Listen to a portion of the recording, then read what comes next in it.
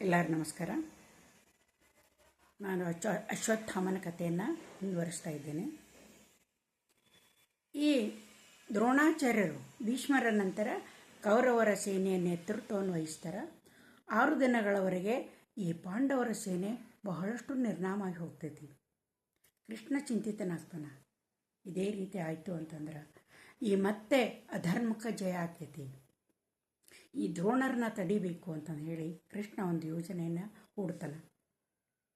ಕೃಷ್ಣನಿಗೆ ಗುರ್ತಿರ್ತೈತಿ ದ್ರೋಣಾಚಾರ್ಯರು ಈ ಅಶ್ವತ್ಥಾಮ ಮಗನ ಮೇಲೆ ಬಹಳ ಪ್ರೀತಿ ಇರ್ತಾರೆ. ಅವರು ಅತಿಶಯವಾದಂಥ ಪ್ರೀತಿ. ಶಿವನ ವರಪ್ರಸಾದ ಅವನು ಅಶ್ವತ್ಥಾಮ ಅಂತಂದ್ರೆ ಮೊದಲು ಅತ್ಯಂತ ಕಡುಬಡತನದಲ್ಲಿ ಅವನನ್ನು ಬೆಳೆಸಿರ್ತಾರೆ ಅವರು. ಹೀಗಾಗಿ ಮಗನ ಮೇಲೆ ಅತ್ಯಂತ ಪ್ರೀತಿ ಇರ್ತೈತಿ. ಅವರು ಒಂದು ಪ್ರತಿಜ್ಞೆಯನ್ನು ಮಾಡಿರ್ತಾರೆ, ನನ್ನ ಮಗನಿಗೆ ಏನಾದರೂ ಆಯಿತು ಅಂತಂದ್ರೆ, ಅವನಿಗೆ ಜೀವಕ್ಕೆ ಕುತ್ತು ಬಂತು ಅಂತಂದ್ರೆ ನಾನು ಶಸ್ತ್ರತ್ಯಾಗವನ್ನು ಮಾಡ್ತೇನೆ ಅಂತಂದು ಹೇಳಿ ಅನ್ನುವಂಥ ಪ್ರತಿಜ್ಞೆಯನ್ನು ಅವ್ರು ಮಾಡಿರ್ತಾರೆ. ಅದು ಕೃಷ್ಣನಿಗೆ ಗೊತ್ತಿರ್ತೈತಿ. ಆತ ಏನು ಮಾಡ್ತಾನೋ ಅಂತಂತಂದ್ರೆ ಆ ಯುದ್ಧರಂಗದಲ್ಲಿ ಅಂದರೆ 6 ದಿನ ಆದ ನಂತರ 6ನೇ ದಿನಕ್ಕೆ ಇವ್ರಿಗೆ ಹೇಳ್ತಾರೆ, ಅವರು ಯುಧಿಷ್ಠರಿಗೆ ಹೇಳ್ತಾರೆ, ನಾನು ಭೀಮ ಒಂದು ಅಶ್ವತ್ಥಾಮ ಅನ್ನುವಂಥ ಒಂದು ಆನೆ ಇರ್ತೈತಿ, ಆ ಆನೆಯನ್ನು ಅವನು ಕೊಲ್ತಾನೆ. ಭೀಷ್ಮನಿಗೆ ಆನೆ ಜೊತೆ ಆಟ ಆಡೋದಂದ್ರೆ, ಭೀಮನಿಗೆ ಆನೆ ಜೊತೆ ಆಟ ಆಡೋದ್ರೆ ಭಾಳ ಪ್ರೀತಿ. ಅವುಗಳ ನೆತ್ತಿಯಿಂದ ಮುಷ್ಟಿಂದ ಗುದ್ದಿ ಕೊಲ್ಲೋದು ಅಂದ್ರೆ ಅವನಿಗೊಂದು ಆಟ ಇದ್ದಂಗೆ. ಅವನು ಅಶ್ವತ್ಥಾಮ ಅನ್ನುವಂಥ ಆನೆಯನ್ನು ತನ್ನ ಗದೆಯನ್ನು ಅಪ್ಪಳಿಸಿ ಅವನು ಹೊಡೆದು ಕೊಂದು ಬಿಡ್ತಾನೆ. ಕೊಂದು ಕೂಡಲೇ ಕೃಷ್ಣ ಹೇಳ್ತಾನೆ ಯುಧಿಷ್ಠರಿಗೆ, ಅಶ್ವತ್ಥಾಮ ಹತಃ ಅಂಥೇಳಿ ನೀನು ಹೇಳು ಅಂತ ಹೇಳ್ತಾನೆ. ಯುಧಿಷ್ಠರು ಹೇಳೋದಿಲ್ಲ, ಇಲ್ಲ ಅಶ್ವತ್ಥಾಮ ಅನ್ನುವಂಥ ಆನೆ ಸತ್ತೈತಿ, ಅಶ್ವತ್ಥಾಮ ಸತ್ತಿಲ್ಲ, ನಾನು ಸತ್ಯವನ್ನು ನುಡಿಯೋದಿಲ್ಲ, ಯುದ್ಧದ ಪರಿಣಾಮ ಏನು ಬೇಕಾದ್ರೆ ಆಗಲಿ ಅಂತಾನೆ. ಆವಾಗ ಭೀಮ ಕೂಗ್ತಾನೆ, ಅಶ್ವತ್ಥಾಮ ಹತಃ ಅಂತ ಕೂಗ್ತಾನೆ. ದ್ರೋಣರ ಕಿವಿಗೆ ಅದು ಬೀಳ್ತೈತಿ. ಅವ್ರು ನೋಡ್ತಾರೆ, ಭೀಮ ಓದಿರ್ತಾನ. ಯುಧಿಷ್ಠರನ ಕಡೆಗೆ ನೋಡ್ತಾರೆ, ಯುಧಿಷ್ಠರ ಸುಮ್ಮನೆ ಇರ್ತಾನೆ. ಯುಧಿಷ್ಠರ ಅಸತ್ಯವನ್ನು ನುಡಿಯೋದಿಲ್ಲ ಯಾವಾಗಲೂ ಅಂಥೇಳಿ ದ್ರೋಣಾಚಾರ್ಯರಿಗೆ ಗೊತ್ತಿರ್ತೈತಿ. ಅದಕ್ಕೆ ಹೋಗಿ ಅವರು ವಿಚಲಿತ ಆಗೋದಿಲ್ಲ. ಅವಾಗ ಏನು ಹೇಳ್ತಾನೆ ಅಂತಂದ್ರೆ ಕೃಷ್ಣ ಹೇಳ್ತಾನೆ ಯುಧಿಷ್ಠರನಿಗೆ, ನೀ ಅಶ್ವತ್ಥಾಮ ಹತಃ ನರವೋ ಕುಂಜರಹ ಅಂತಂದು ಹೇಳು, ನೀ ಅಸತ್ಯವನ್ನು ನುಡಿದಂಗೆ ಆಗೋದಿಲ್ಲ ಅಂತೇಳಿ ಹೇಳ್ತಾನೆ. ಅಂದ್ಕೂಳೆ ಅದು ಒಂದು ರೀತಿಯಲ್ಲಿ ನಿಜ ಆಗ್ತೈತಿ ಅಂಥೇಳಿ ಯುಧಿಷ್ಠರ್ ಏನು ಮಾಡ್ತಾನೆ ಅಂತಂದ್ರೆ ತನ್ನ ರಥವನ್ನು ಈ ದ್ರೋಣಾಚಾರ್ಯ ರಥದ ಕಡೆಗೆ ತೊಗೊಂಡು ಹೋಗ್ತಾನೆ. ಕೃಷ್ಣನ್ ಕೂಡ ಅಲ್ಲೇ ಬರ್ತಾನೆ. ಬಂದ ಕೂಡಲೇ ಯುಧಿಷ್ಠರ ಜೋರಾಗಿ ಓದಿರ್ತಾನೆ, ಜೋರಾಗಿ ಕೂಗ್ತಾನೆ ಯುಧಿಷ್ಠರ, ಅಶ್ವತ್ಥಾಮ ಹತಃ ನರಹೋ ಅನ್ನೋ ಕುಂಜರಹ ಅನ್ನೋಕೆ ಕೃಷ್ಣ ಶಂಖವನ್ನು ಓದಿಬಿಡ್ತಾನೆ. ಈ ದ್ರೋಣಾಚಾರ್ಯ ಕಿವಿಗೆ ಅಶ್ವತ್ಥಾಮ ಹತಃ ನರಹ ಅಷ್ಟ ಕೇಳಿಸ್ತೈತಿ, ಕುಂಜರಹ ಅನ್ನೋದು ಕೇಳೋದನ್ನೇ ಇಲ್ಲ. ಅವಾಗ ಏನಾಗ್ತೈತಿ ಅಂತಂದ್ರೆ ಅವ್ರಿಗೆ ಆಘಾತ ಆಗಿಬಿಡ್ತೈತಿ. ಅಶ್ವತ್ಥಾಮ ನನ್ನ ಮಗ ಸತ್ತ ಬಿದ್ದ ಅಂತಂದರೆ ಆಘಾತ ಆಗಿ ಅವರು ಶಸ್ತ್ರಾಸ್ತ್ರಗಳನ್ನು ಚೆಲ್ಲಿ ರಥದೊಳಗೆ ಕುಂತು ಬಿಡ್ತಾರೆ. ಕುಂತ ಕೂಡಲೇ ಏನಾಗ್ತೈತಿ ಅಂತಂದ್ರೆ ದೃಷ್ಟದ್ಯುಮ್ನ ಪಾಂಚಾಲ ದೇಶ ರಾಜ ದೃಪದನ ಮಗ ದೃಷ್ಟದ್ಯುಮ್ನ, ಈ ದ್ರೌಪದಿಯ ಅಣ್ಣ, ಅವನಿಗೂ ಸೇಡೆ ಇರ್ತೈತಿ. ತನ್ನ ತಂದೆಯನ್ನು ಈ ದ್ರೋಣಾಚಾರ್ಯರು ಬಂಧಿಸಿ ಅರ್ಧ ರಾಜ್ಯವನ್ನು ಕಸ್ಕೊಂಡಾರ ಅನ್ನುವಂಥ ಒಂದು ಸೇಡೆ ಇರ್ತೈತಿ. ಅವರು ಶಸ್ತ್ರತ್ಯಾಗವನ್ನು ಮಾಡಿದ ಕೂಡಲೇ ತನ್ನ ರಥದಿಂದ ಇಳಿದು ಅವರನ್ನೇನಂತ ರುಂಡವನ್ನು ಕತ್ತರಿಸಿಬಿಡ್ತಾನೆ ದೃಷ್ಟದ್ಯುಮ್ನ. ಇದು ಅಶ್ವತ್ಥಾಮನಿಗೆ ಗೊತ್ತಾಕೈತಿ, ಇವರು ಮೋಸದಿಂದ ನನ್ನ ತಂದೆಯನ್ನು ಕೊಂದರು ಅಂತಂದೇಳಿ ಭಾಳ ಸಿಟ್ಟು ಬರ್ತೈತಿ.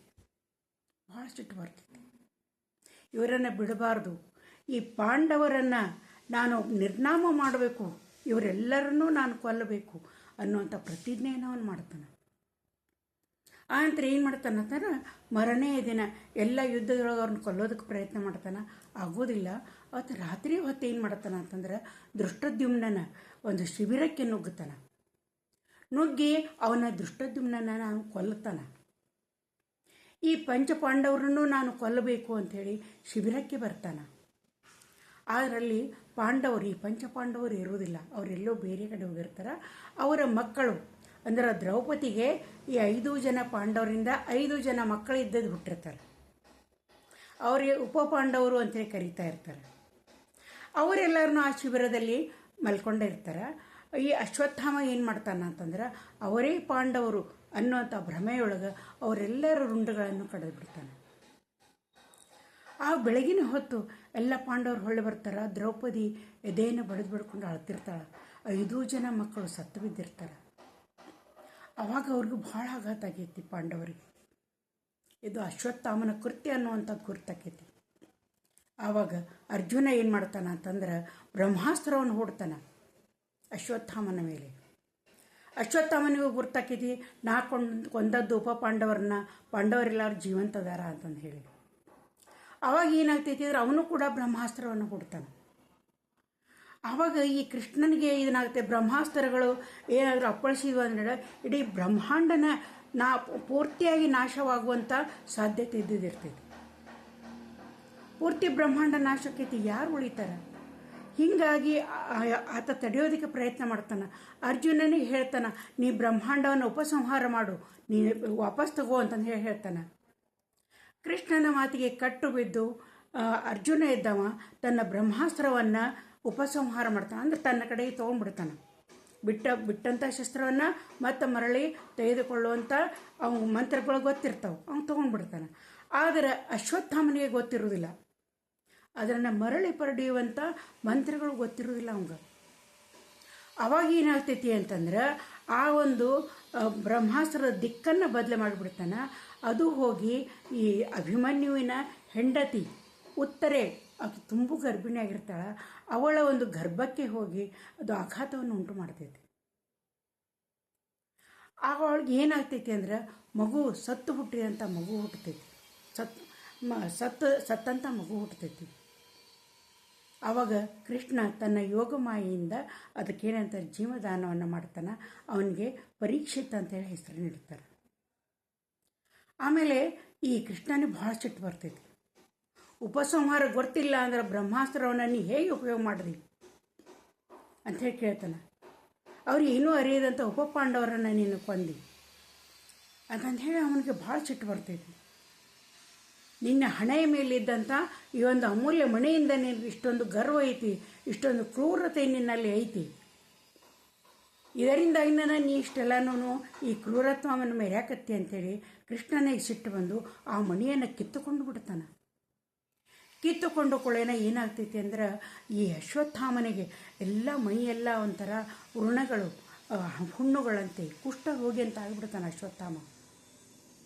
ಆವಾಗ ಕೃಷ್ಣ ಶಾಪವನ್ನು ಕೊಡ್ತಾನೆ, ನೀನು ಚಿರಂಜೀವಿ ಅದಿದೆ, ನಿನ್ನ ಮಣಿಯನ್ನು ನಾನು ಕಿತ್ತುಕೊಂಡೇನೆ, ಇನ್ನು ಇದರ ಯಾವುದೇ ಲಾಭ ಅಂತೂ ನಿನಗೆ ಆಗೋದಿಲ್ಲ. ಇನ್ನು ನೀನು ಈ ಕಲಿಯುಗ ಮುಗಿಯುವವರೆಗೂ ಇದೇ ರೀತಿ ನೀನು ಸಾಯಕ್ಕೂ ಆಗದೆ ಬದುಕಲಿಕ್ಕೂ ಆಗದೆ ಇದೇ ರೀತಿ ಮೈ ತುಂಬ ನೋವುಗಳನ್ನು ತುಂಬಿಕೊಂಡು ನೀನು ಬದುಕಬೇಕು, ಇದೇ ರೀತಿ ಅಲ್ದಾಡ್ತಾ ಇರಬೇಕು ನೀನು, ಇದೇ ನಿನಗೆ ಕೊಡುವಂಥ ಶಿಕ್ಷೆ ಅಂತಂದು ಹೇಳಿ ಹೇಳ್ತಾನೆ. ಇವತ್ತಿಗೂ ಕೂಡ ಎಷ್ಟೋ ಜನ ಮಧ್ಯಪ್ರದೇಶದಲ್ಲಿ, ಈ ಪಂಜಾಬ್ ಗಡಿಗಳಲ್ಲಿ, ಹಿಮಾಲಯಗಳಲ್ಲಿ ಎಷ್ಟೋ ಜನ ಅಶ್ವತ್ಥಾಮನನ್ನು ನೋಡಿದ್ದೇವೆ ಅನ್ನೋಂಥ ವ್ಯಕ್ತಿಯನ್ನು ಅಂತಂದು ಹೇಳಿ ಕೆಲವು ಕಡೆ ನಾನು ಓದಿದ್ದೇನೆ. ಒಬ್ಬ ಮಧ್ಯಪ್ರದೇಶದಲ್ಲಿ ಒಬ್ಬರು ಡಾಕ್ಟರ್ ಇದ್ದವರು, ಹೆಸರಾಂತ ಡಾಕ್ಟ್ರು. ಅವರು ಈ ಒಂದು ಶಿಬಿರವನ್ನು ನಡೆಸ್ಬೇಕಾದ್ರೆ ಇವನನ್ನು ಕರ್ಕೊಂಡು ಬಂದು ಆ ಹಣೆಯ ಗಾಯ ಇನ್ನೂ ಹಂಗೈತಂಥದ್ದು, ಗಾಯ ಹಂಗೈತೆ ಅಂತದ್ದು ಮಾಯಕತ ಇರಲಿಲ್ಲ ಅಂತ, ಅದನ್ನು ಕರ್ಕೊಂಡು ಬಂದು ಅವರು ಅದನ್ನ ಔಷಧಿಯನ್ನು ಹಚ್ಚಿ ಕಡಿಮೆ ಮಾಡೋಕೆ ನೋಡಿದ್ರೆ ಅದು ಆಗಲೇ ಇಲ್ಲ ಅಂತ ಕೊನೆಗೆ ಅವರು ಕೇಳ್ತಾರೆ, ನೀ ಅಶ್ವತ್ಥಾಮ ಏನು ಅಂತಂದು ಹೇಳಿ. ಅತಿ ಎತ್ತರವಾದಂಥ ದೇಹವನ್ನು ಹೊಂದಿದವನು ಅಶ್ವತ್ಥಾಮ ಅಂತ ಕೇಳಿಕೊಂಡು ಮಾಯ ಆಗಿಬಿಡ್ತಾನಂತೆ. ಇನ್ನೂ ಕೂಡ ಅವನು ಚಿರಂಜೀವಿಯಾಗಿ ಅಲ್ಲಾಡ್ತಾನೆ. ಅದನ್ನು ಮುಗಿಯುವವರೆಗೆ ಅವನಿಗೆ ಇದೇ ರೀತಿ ಸಾಯೋಕ್ಕೂ ಆಗದೆ ಬದುಕಲಿಕ್ಕೂ ಆಗದೆ ಇರುವಂತಹ ಒಂದು ಶಾಪವನ್ನು ಕೃಷ್ಣ ಇದ್ದವ ಕೊಡ್ತಾನೆ. ಇದು ಶಿವನ ವರಪ್ರಸಾದವಾದಂಥ ಗುರು ದ್ರೋಣಾಚಾರ್ಯ ಮಗನಾದಂಥ ಅಶ್ವತ್ಥಾಮನ ಕಥೆ. ಇಲ್ಲಿಗೆ ಈ ಕಥೆಯನ್ನು ಮುಗಿಸ್ತಾ ಇದ್ದೇನೆ.